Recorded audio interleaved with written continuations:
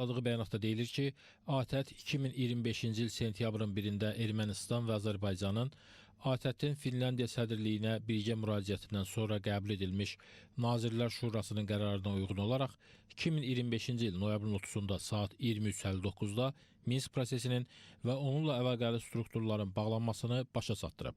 Təşkilatdan bildirilib ki, bütün inzibati prosedurların başa çatması Minsk prosesinin qəti bağlanması deməkdir. Sitat: Minsk prosesinin bağlanması ABŞ prezidenti Donald Trump tərəfindən şahidlik edilən Azərbaycan prezidenti İlham Əliyev və Ermənistanın baş naziri Nikol Paşinyan tərəfindən 2025-ci il avqustun 8-də Vaşinqtonda imzalanmış tarixi birgə bəyannamədən sonra ATƏT-in bütün 57 iştirakçı dövlətinin 1 sentyabr tarixli konsensus qərarının həyata keçirilməsi deməkdir. Sitatın sonu. Və beləliklə 1992-ci ildə Ermənistanın beynəlxalq hüququ pozaraq işğal etdiyi torpaqlarımızdan çıxarılması, Qarabağ probleminin həlli üçün yaradılan qrup tamamilə bağlandı.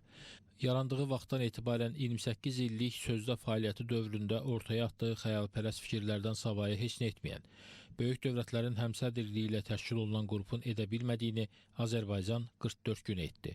Belə olan halda da Minsk qrupunun fəaliyyətini davam etdirməsinin heç bir mənası qalmır. Bununla belə Minsk qrupu 44 günlük vətən müharibəsindən sonra da dırnaqarası fəaliyyətinə davam etmək istəyirdi. Bunun üçün müəyyən addımlar da atmağa çalışdı. Bakı etdikləri səfər kimi. Amma Prezident İlham Əliyevin də vurğuladığı kimi artıq onlara ehtiyac yoxdur və Minsk qrupunu Bakıya dəvət edən olmayıb. Mən sözlərimi yekunlaşdırıram ki, sizi dinləyim. Çünki bura gəlmək sizin ideyanız idi. Bunu bir daha kameralar qarşısında deyə bilərəm. Mən Minsk qrupunu səfərə dəvət etməmişəm. Lakin mənə məlumat verəndə ki, Minsk qrupu gəlmək istəyir, dedim gəlsinlər, etiraz etmirəm. Bəlkə onların mənə sözləri var. Əgər siz bunu kamera qarşısında söyləmək istəyirsinizsə, buyurun. Əgər istəmirsinizsə, mən onlara deyim getsinlər. Necə istəsəniz. 28 ildə sülhü bərqərar edə bilməyən və yaxud etmək istəməyənlərin planlarının 44 gündə pozulması ATƏT-in Minsk qrupunu həddindən artıq narahat edirdi və onlar sonraki dövrlərdə də fəaliyyətlərini davam etdirməyə cəhd göstərdilər. Təbii ki, planları yenə pozuldu və ölkə başçımız qətiyyətli mövqeyini bir daha nümayiş etdirdi. Təsəvvür edin ki, ATƏT-dən mandat almış bu qrup 28 il ərzində heç bir nəticə əldə etməyib. Azərbaycan Qarabağ münaqişəsini həll etdikdən sonra Minsk qrupunun fəaliyyətinə artıq ehtiyac yoxdur.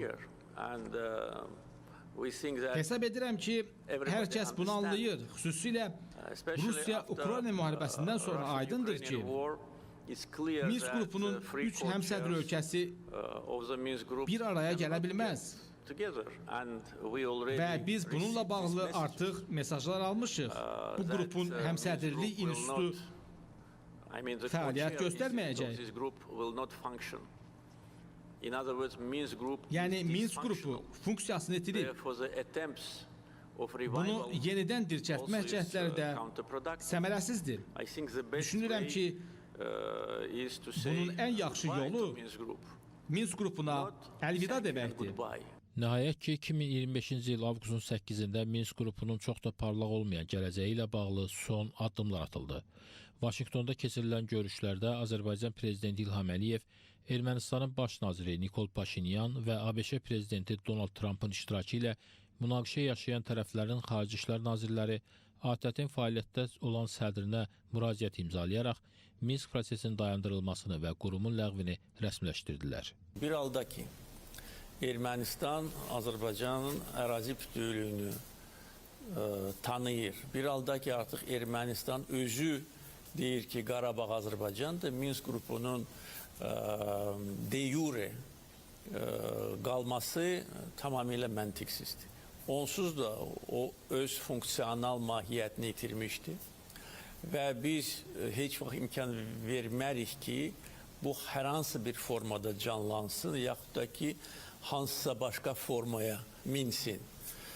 Ona görə bugün sülh sazişinin paraflaması və Minsk qrupunun ləğvi ilə bağlı bizim müştərək müraciətimiz, hesab edirəm ki, o birinci maneəni aradan qaldırıb 1 sentyabr 2025-ci il tarixində ATƏT Nazirlər Şurası tərəfindən ATƏT-in Minsk prosesi və əlaqəli strukturların bağlanmasına dair qəbul olunan qərara əsasən qrupun fəaliyyətinə 1 sentyabr tarixindən etibarən xitam verilib. Dekabrın 1-də isə fəaliyyəti tamamilə başa çatdı.